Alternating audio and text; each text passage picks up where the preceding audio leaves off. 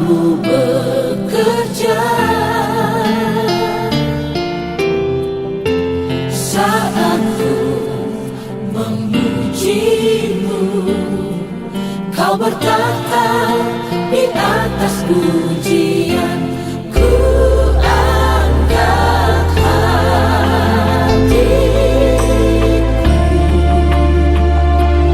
ku pandang kekudusan-Mu.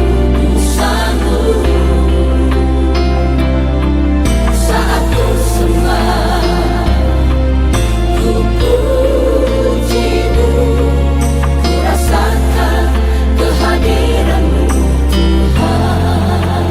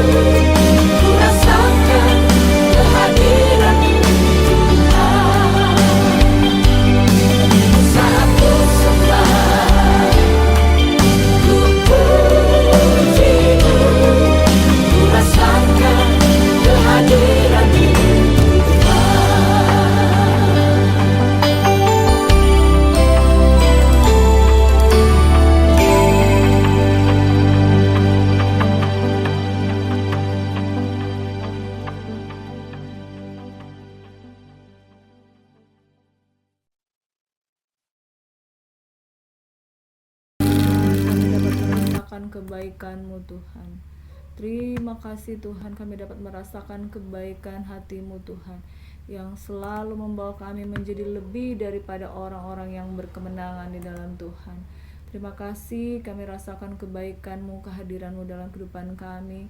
Saat kusembah, kami memuji Engkau Tuhan, hadirat-Mu ada di tengah-tengah kehidupan kami. Kulayangkan mata kami ke gunung-gunung, dari manakah datangnya pertolonganku? Pertolonganku datangnya dari Tuhan semesta alam, penjaga Israel yang tidak pernah terlelap. Terima kasih Tuhan, biarlah Engkau bawa kami wanita-wanita untuk tunduk, sujud di kaki-Mu, menyembah Tuhan, dan menerima sabda firman-Mu dengan hati yang mengucap syukur. Kami tidak menyimpang ke kanan atau ke kiri. Engkau yang mengampuni segala salah dan dosa kami. Kami sambut firman-Mu dalam nama Yesus. Haleluya, amin. Saudara yang diberkati, terima kasih untuk kesaksian dari Ibu Tince. Kuasa kebangkitan Tuhan itu nyata, amin. Dan hari ini saya juga mau membagikan satu kebenaran firman Tuhan yang mengambil topik dari tema kita hari ini, yaitu tentang Hari Kartini. Siapa yang percaya bahwa Tuhan sudah membawa kita keluar dari gelap kepada terang Tuhan yang ajaib, amin. Mari kita buka bersama firman Tuhan dari 2 Korintus 4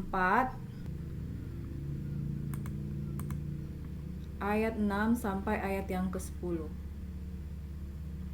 Yang sudah dapat katakan amin. 2 Korintus 4 ayat 6 sampai 10. Kalau judul perikopnya harta rohani dalam bejana tanah liat.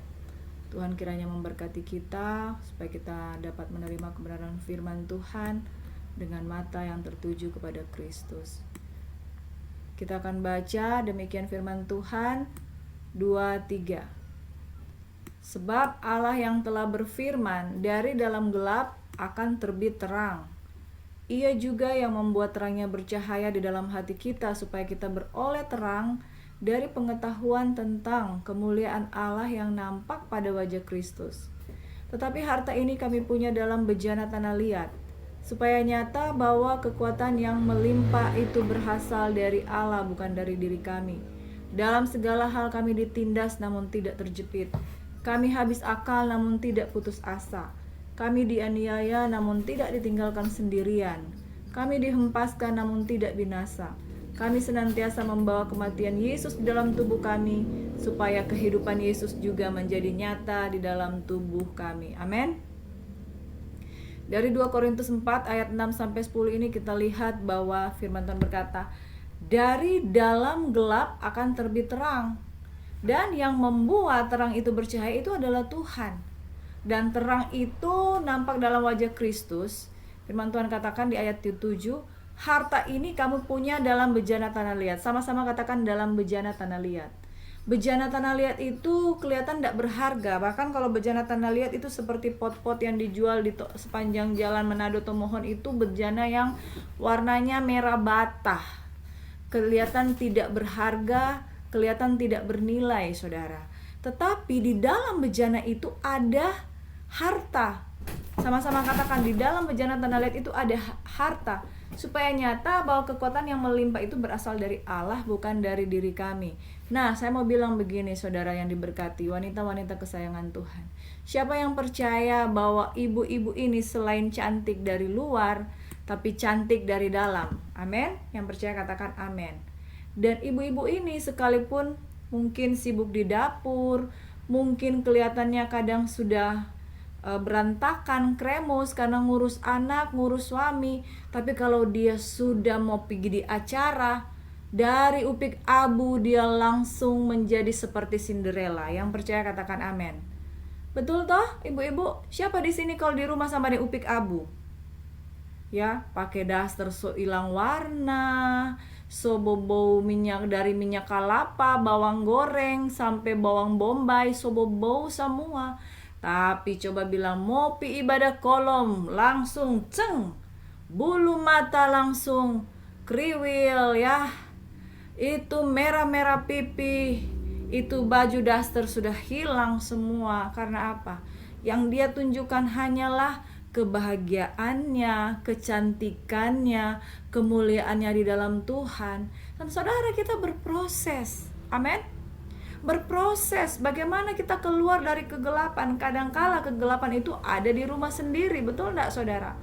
Ada di rumah sendiri ketika tantangan itu masih sibuk dengan masakan, masih sibuk dengan anak, masih sibuk dengan pakaian kotor dan suami dan lain sebagainya. Kita diuji dengan mental kita, tiba-tiba kita disuruh, ayo kita siap ya, mau tampil ya, tiba-tiba harus membawa firman, tiba-tiba harus pergi ke dalam pekerjaan, tampil sempurna. Nah saudaraku yang diberkati oleh Tuhan Yesus Kristus, kalau bukan Tuhan, wanita-wanita ini tidak akan mungkin mau jadi. Amin.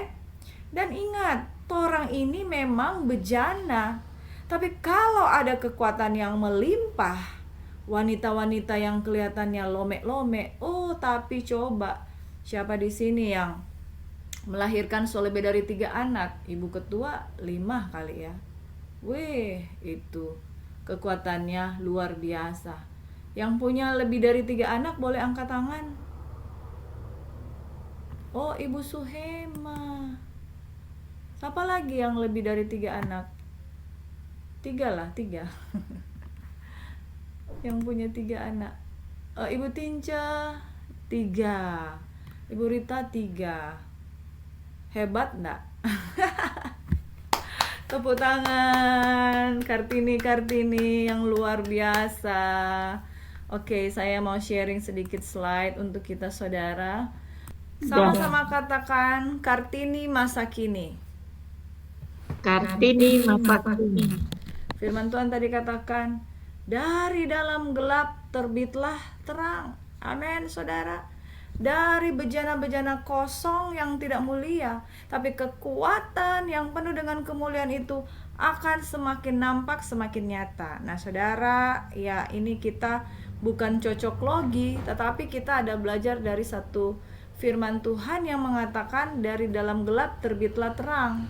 Dan ini seorang wanita Indonesia yang juga menjadi inspirasi, membawa emansipasi wanita yang menunjukkan bahwa di dalam wanita ada kekuatan. Amin, sama-sama katakan, di dalam wanita ada kekuatan. Saya secara tidak sengaja saya menemukan slogan dari wanita ini, dari Ibu Raden Ajeng Kartini. Dia bilang begini, kita harus membuat sejarah, kita harus menentukan masa depan kita sendiri yang sesuai dengan martabat kita sebagai manusia. Mengapa saudara? Karena Tuhan menciptakan kita sejak dari dalam kandungan itu mulia. Jangan sampai kita menjadi perempuan-perempuan yang kehilangan harga diri. Karena apa? Kelamaan di dapur. Karena apa? Kelamaan sudah meninggalkan bangku sekolah, sudah lupa semua ilmu pengetahuan. Wah, saya nggak bisa disamakan dengan perempuan-perempuan di sana yang menjadi wanita karir, yang gelarnya sudah segala macam. Enggak saudara, karena di dalam bejana tanah liat itu Tuhan membawa kita pada kemuliaan. Amin. Belajar sedikit dari seorang perempuan yang bernama Raden Ajeng Kartini. Dia adalah pahlawan nasional Indonesia. Dia memperjuangkan apa saudara? Emansipasi dan pendidikan bagi perempuan di area kolonial. Nah, pelopor emansipasi wanita ini, dia pejuang pendidikan dan hak-hak perempuan, simbol pemberdayaan perempuan. Yang kemudian dia katakan, semua gender itu sama di mata Tuhan, punya power, punya kekuatan. Yang penting saya mau bilang begini, ibu-ibu harus mengenal kekuatan saudara. Amin. Kekuatan saudara, mengenal kemampuan dan keberhargaan saudara. Semakin engkau mengenal keberhargaan saudara, maka saudara akan semakin bernilai. Amin. Saudara, kalau mau beli Aqua sekarang berapa saudara? Aqua botol 600 ml yang segini harganya berapa? 3.000 ya saudara. 3.000, betul? Tapi kalau saudara beli di hotel, itu harganya oke, rumah makan dulu. Kalau beli di rumah makan harganya bisa naik menjadi 6.000, 10.000, betul? Nah, tapi kalau Aqua ini yang air putih ini dikemas dalam bentuk botol, saya nggak tahu itu air putih apa yang dikemas dalam bentuk botol biasanya di hotel-hotel. Harganya bisa berapa? 25.000, bahkan bisa 65.000. Amin. Amin. Jadi suatu nilai ditentukan dari bagaimana saudara percaya bahwa saudara bisa mengemas segala macam talenta saudara itu dibawa untuk keluar. Hasilnya air putihnya sama enggak saudara? Sama toh? Sama-sama melegakan, sama-sama memberikan kelegaan dari rasa haus yang ada, melegakan saudara. Tapi kalau kita bisa mengemas hidup kita ya, membuat kita cantik di dalam pandangan ilahi di dalam Tuhan. Karena yang dari dalam itu ketika dia memancar keluar dan dengan kemasan yang baik, dengan isi yang baik, akan menjadi wanita-wanita yang kelihatannya perkasa, kuat dan mulia. Nah saudara, firman Tuhan berkata, dari dalam gelap terbitlah terang. Amin saudara. Nah dari Kartini ini ada simbol perjuangan menuju pencerahan hari depan yang masa depan yang baik. Tadi kita sudah baca di dalam 2 Korintus 4 ayat 6 sampai 10 ya. Harta ini kami punya dalam bejana tanah liat supaya nyata bahwa kekuatan yang melimpah itu berasal dari Allah, bukan dari diri kami. Nah, ayat 8 sampai ayat 9 ini menarik. Saudara baca di Alkitab saudara atau di layar saudara. Dalam segala hal kami ditindas namun tidak terjepit. Kami habis akal namun tidak putus asa. Ini luar biasa ayat ini saudara.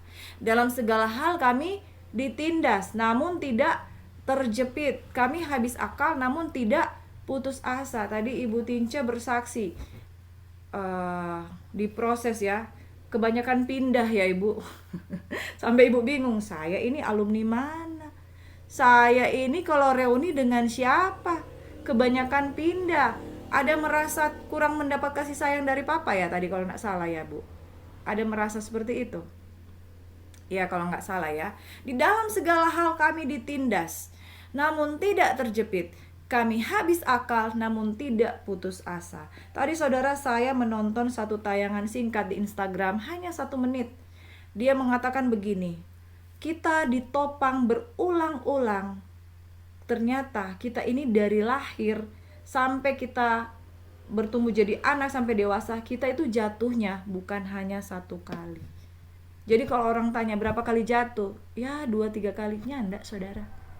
Perhatikan, Anda semua, ibu-ibu semua pernah mengurus bayi, betul? Berapa kali saudara mengajar anak ini berdiri, jatuh. Saya lihat tayangan tadi, dia gambarkan, dia bilang begini, seorang ibu menopang anaknya untuk bisa berjalan, bahkan tumbuh menjadi dewasa, berulang-ulang dari kejatuhannya, sampai dia bisa menjadi anak yang betul-betul kuat. Waktu dia masih kecil, belajar berjalan, dia sudah tahu berjalan, naik sepeda, dia jatuh, lalu kemudian dia remaja, dan kemudian ibunya memotivasi dia menjadi seorang yang menjadi juara dan lain sebagainya. Jatuhnya berulang-ulang, saudara. Bukankah saudara dan saya juga mengalami masa-masa itu? Dalam segala hal kami ditindas namun tidak terjepit, kami habis akal namun tidak putus asa, kami dianiaya namun tidak ditinggalkan sendiri, kami dihempaskan namun tidak binasa. Kami senantiasa membawa kematian Yesus dalam tubuh kami, supaya kehidupan Yesus juga menjadi nyata di dalam tubuh kami. Habis gelap, terbitlah terang. Kalau saudara tahu bahwa selalu ada pengharapan di dalam hidup, tidak ada satupun hari-hari kita di dalam kehidupan kita, Tuhan tidak kirim orang yang akan menolong. Amin. Saudara hitung, berapa kali saudara mengalami tekanan, berapa kali saudara mengalami kejatuhan. Bukankah di saat-saat seperti itu ada aja pertolongan Tuhan? Tidak habis akal saudara, tidak ditinggalkan, tidak dihempaskan. Karena kematian Yesus dalam tubuh kita menjadi nyata dalam tubuh kita. Ingat dalam Yohanes 8 ayat 12, Yesus terang dunia. Bangsa yang diam dalam kegelapan telah melihat terang yang besar. Dari dalam gelap terbitlah terang. Kenapa? Karena Kristus lahir dalam kehidupan kita. Amin. Efesus 5 ayat 8. Sebab dahulu kamu adalah kegelapan, tetapi sekarang kamu adalah terang di dalam Kristus. Saudaraku yang diberkati, jadi jangan berpatokan pada, wah saya nggak punya bakat, saya nggak punya talenta, saya itu ditinggalkan, bahkan suami saya menolak saya, anak-anak menolak saya. Saudara, engkau adalah wanita yang berharga di mata Tuhan. Transformasi melalui Kristus, dulu kegelapan, sekarang menjadi terang. Hiduplah sebagai anak-anak terang, karena ada anak-anak bahkan ketika dia sudah menjadi terang tersesat lagi, saudara. Kenapa?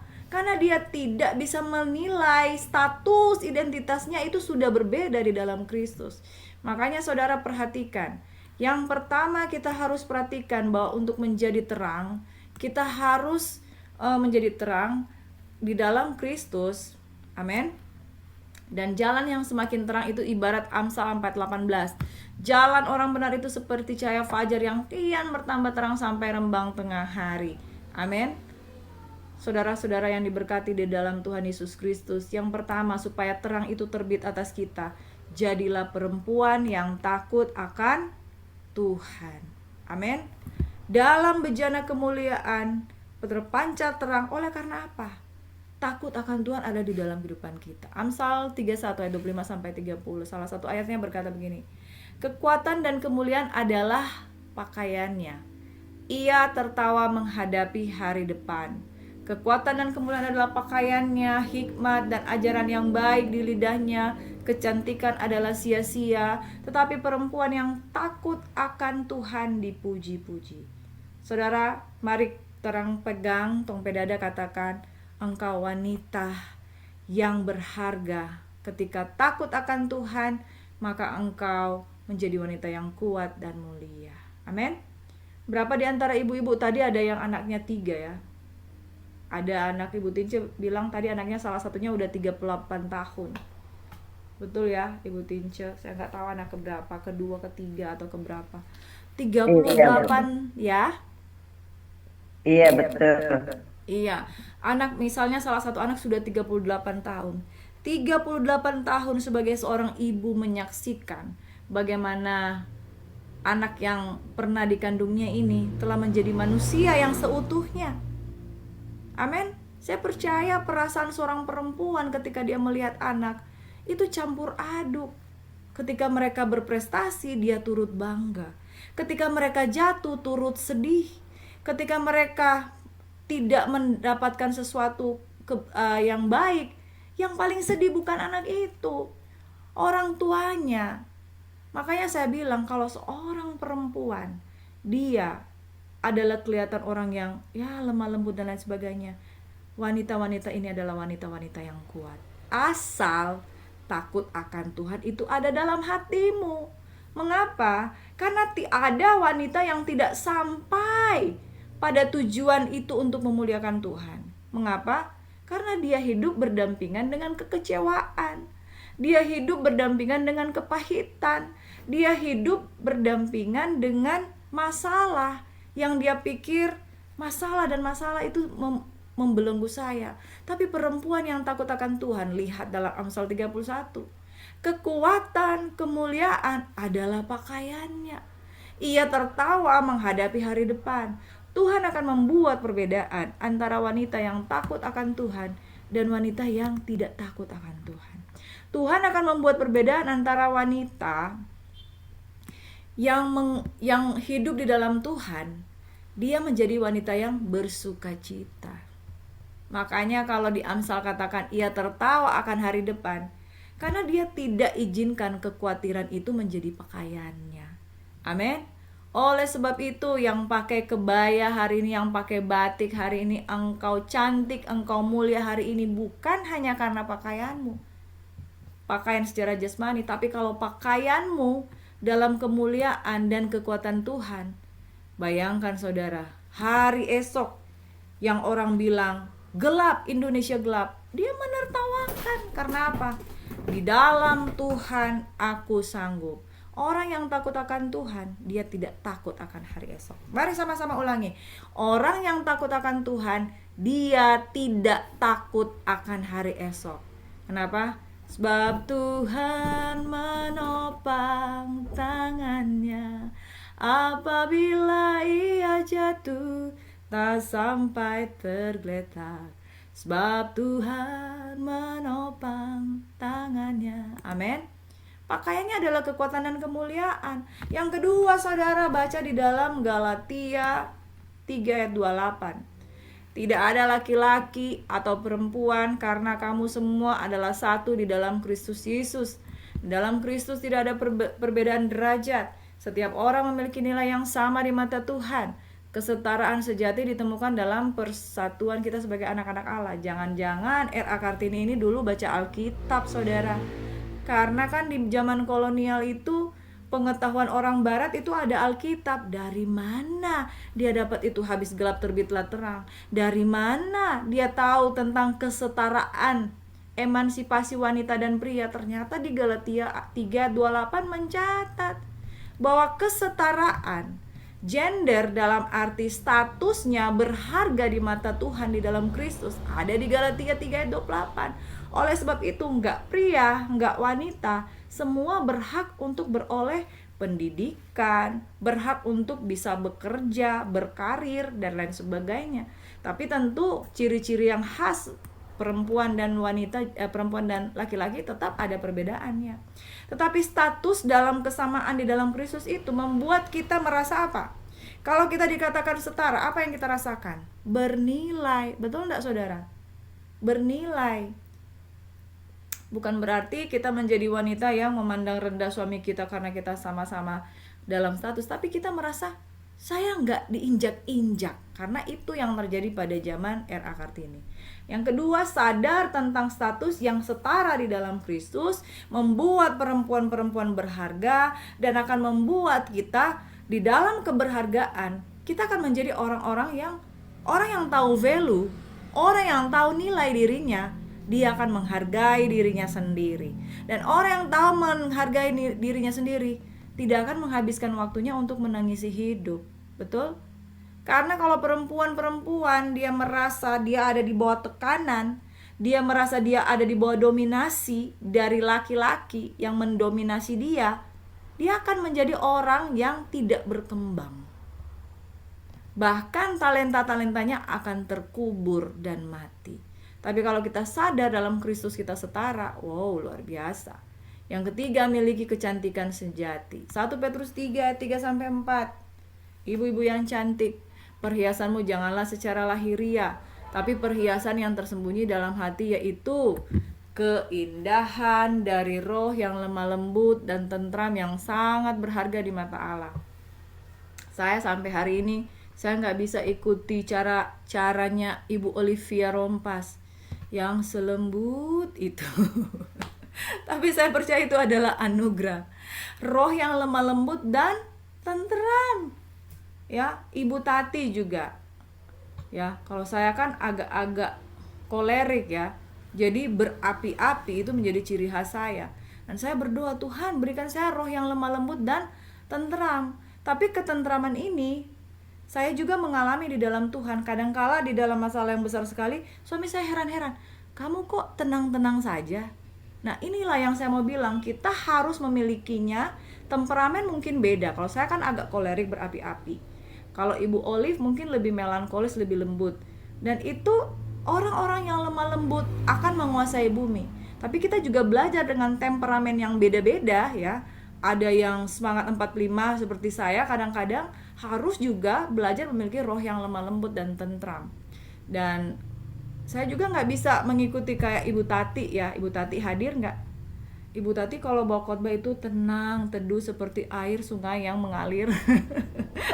Ibu Freli juga ya, sangat lemah lembut. Kalau saya sama Ibu Vino itu 11-12 ya Bu. Kalau kita sekamar dulu di Makassar, itu dari pagi kalau nggak dapat suruh tidur, nggak tidur Kang Bu. Jadi, tapi kita harus memiliki roh yang lemah lembut dan tentram. Itu sangat berharga di mata Allah. Saya mau bilang begini saudara, apapun temperamenmu, mau kolerik kayak yang berapi-api, mau plekmatik itu yang flat, yang cari damai, yang gak mau cari musuh, atau melankolis yang dikit-dikit tersentuh, sensitif, cermat terhadap perkara-perkara kecil dan mudah menangis, atau engkau memiliki temperamen yang kesana kesini ketawa, kesana sini menjadi perhatian atau sanguin. Saudara, apapun temperamenmu, dari luar engkau bisa tampak berbeda, tetapi roh yang lemah lembut dan tentram dan aman kiranya menjadi milik kita sebagai perempuan-perempuan yang mulia. Dan itulah kecantikan sejati. Saudara, kecantikan sejati itu dari kecantikan alami itu kita bisa kelihatan cantik juga. Saya ini kan keriting ya Bu. Orang bilang, Ibu Pris, rambutnya keriting. Asli Bu. Dulu waktu saya masih SMP, saya nggak SD, SMP saya nggak tahu ngatur rambut saya. Kalau saudara lihat foto-foto saya waktu SD, SMP, orang Manado bilang kremus. Toh? Lalu ketika saya SMP, saya mulai tidak bisa menerima diri saya. Saya menganggap bahwa keriting itu jelek. Orang bilang kribo. Kalau dong sepanggil kribo, harga diri itu saya langsung turun serendah-rendahnya. Jadi waktu saya kuliah, saya pikir cantik itu rambut lurus. Seperti Ibu Freli, Ibu Vino. Jadi saya pikir rambut cantik itu rambut lurus. Mulailah kami melakukan yang namanya pelurusan-pelurusan. Waktu masih ada doi, oke luruskan. Waktu sudah ada doi, tinggal obat keriting tambah setrika, disetrika. Waktu zaman itu lurus, tampil percaya diri, tapi palsu. Ya, setelah sekian lama, ternyata saya menilai diri saya, aku cantik, cantik, cantik dari hatiku. Saya menerima rambut saya keriting. Dan ternyata bisa diatur. Orang bilang, Bu Pris, kok kamu kayak Meksiko? Oh iya Kak, ini rambut asli. Iya asli. Saya cuma kadang pakai minyak ya. Asli saudara. Ketika kita belajar menerima diri kita, cantik dari lahir, cantik dari dalam, tiba-tiba kita bisa menjadi pribadi yang berubah. Saya cukup cuci rambut, pakai minyak, keluar gitu aja digerai, keritingnya terbentuk sendiri. Di gereja sekarang beberapa orang udah mulai ikut. Tipsnya apa Bu? Minyak, udah selesai. Udah banyak yang keriting di gereja. Keriting-keriting asli dan keriting-keriting buatan. Penerimaan menentukan kecantikan kita. Amin. Cantik dari mana? Percaya. Tuhan so ciptakan dari lahir. Tuhan bilang, pasung. Mau dengar apa kata orang? Lebih baik dengar apa kata Tuhan. Kecantikan sejati lahir dari hati yang tentram. Orang mungkin menilai, bagus kamu baju hari ini. Dia mungkin memuji, membuat orang terbangun ya iman kita. Bagus juga orang punya pujian. Tapi kalau orang yang tidak puji bagaimana? Kalau orang tidak memberikan kita penghiburan bagaimana? Orang yang bikin orang hati damai bagaimana? Damai dari sendirilah. Amin. Kalau orang memberikan kita hati damai, diberikan pujian, diberikan sanjungan, membuat kita tenang, oke lah. Tapi kalau mereka tidak kasih, jangan tuntut. Karena ada perempuan-perempuan yang hidup hanya dari apa kata orang. Orang bilang dia pasung, dia terhibur. Orang intimidasi dia langsung harga dirinya jatuh sejatuh-jatuhnya. Ini bahaya saudara. Jadi saudara cantik hanya karena dengar kata-kata penghiburan orang. Itu akan membangun sikap rendah diri yang akan membuat kita itu mudah dimanipulasi. Mudah dimanipulasi. Artinya apa? Kalau ketemu orang yang bisa menghibur kita, kita punya semangat muncul. Tapi kalau kita ketemu orang yang mengintimidasi, kita jatuh sejatuh-jatuhnya. Ada rumah tangga yang seperti itu. Dia akan terhibur kalau suaminya puji. Begitu suaminya tidak menghargai dia, dia langsung masuk ke jurang yang terdalam, kehilangan kekuatan. Saudara, biarlah perhiasanmu lahir dari keindahan roh yang lemah lembut dan tentram yang sangat berharga di mata Allah. Adalah baik kita mendengarkan pujian dari orang, tapi jangan kita hidup dari apa kata orang. Amin. Perempuan Kristen masa kini, yang pertama, kuat dalam iman karena akarnya kuat dalam Kristus. Yang kedua, dia menjadi terang karena Tuhan sebagai terang ada di dalam dia. Yang ketiga, dia memberdayakan sesama, dia mengangkat dan memberdayakan orang lain. Dia memotivasi orang lain karena dia sendiri sudah termotivasi. Yang keempat, bijaksana dan penuh kasih, hidup dengan hikmat dan kasih Kristus. Nah, kita sebagai Kartini masa kini, panggilan kita itu di mana? Di keluarga, di gereja, di masyarakat, dan untuk pemberdayaan perempuan. Kita harus saling mendukung karena ada orang bilang begini, perempuan itu nggak bisa sama-sama. Kenapa? Kalau dia nggak menggosip, dia akan saling menjatuhkan. Tapi orang yang takut akan Tuhan tidak begitu, saudara. Kalau kita di dalam Tuhan itu saling membangun, betul? Tapi kalau perempuan-perempuan yang tidak takut akan Tuhan, perempuan ketemu perempuan pasti membicarakan perempuan yang lain. Saya berdoa itu tidak terjadi kepada kita. Amin. Perempuan ketemu perempuan, ya, negatif dan negatif, bicarakan orang. Bicarakan orang, alhasil apa? Kumpulan-kumpulan wanita penggosip. Kemudian dari penggosip itu bukan cuma bicara orang lain jelek, kalau memang jelek, bicara orang lain jelek yang sebenarnya tidak jelek, alias hoax. Hoax itu sihir. Membicarakan dusta itu sihir. Saudara sedang mendoakan orang untuk dikutuk. Itu sebabnya mari mendoakan yang baik untuk orang lain, untuk perempuan-perempuan yang ada di luar sana. Mari kita saling mendukung, saling mengangkat sesama. Amin. Katakan, mari saling mendukung. Amin. Pada akhirnya mari kita hidup sebagai anak-anak terang. Ya Tuhan, jadikan kami Kartini-Kartini masa kini yang menjadi terang di tengah kegelapan, menguatkan kami untuk membawa harapan, kasih dan kebenaran-Mu kepada sesama di dalam Tuhan. Saudara jadi perempuan untuk apa? Harus mampu menguatkan perempuan-perempuan yang lain.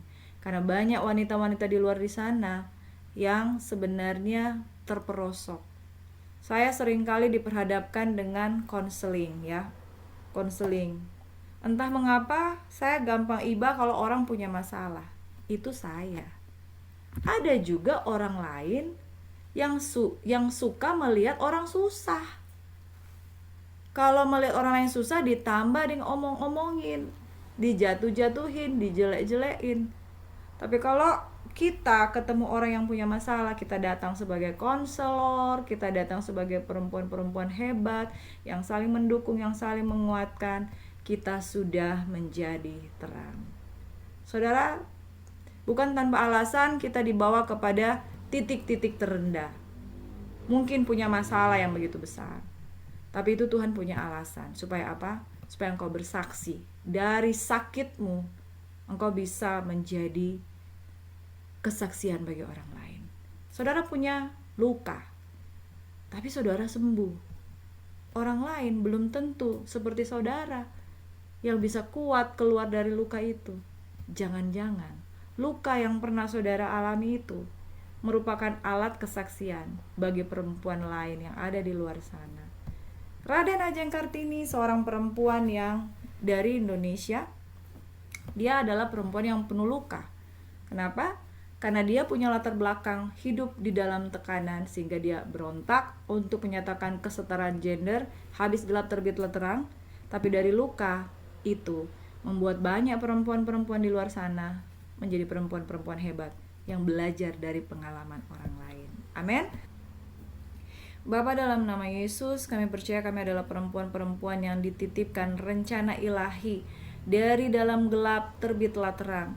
Sejak kami dari dalam kandungan, Engkau telah menciptakan kami cantik luar dalam, luar biasa. Ajar kami untuk melihat status kami di dalam Kristus itu berharga, sehingga takut akan Tuhan itu menjadi pakaian kemuliaan kami. Ajar kami untuk menjadi wanita yang berdampak, kami memberdayakan sesama kami untuk menjadi pribadi yang memuliakan Tuhan. Engkau mengurapi tangan-tangan kami Tuhan, sehingga kami menjadi wanita-wanita yang memiliki rasa keberhargaan, dan kami keluar menjadi lebih daripada pemenang. Diberkatilah setiap perempuan yang takut akan Engkau. Di dalam nama Yesus kami sudah menerima firman, kami diberkati, kami taat tunduk kepada kebenaran firman-Mu. Dalam nama Yesus kami mau menjadi terang. Di dalam nama Yesus kami berucap syukur. Amin. Demikian firman Tuhan, saudara. Tuhan memberkati kita. Shalom and God bless you.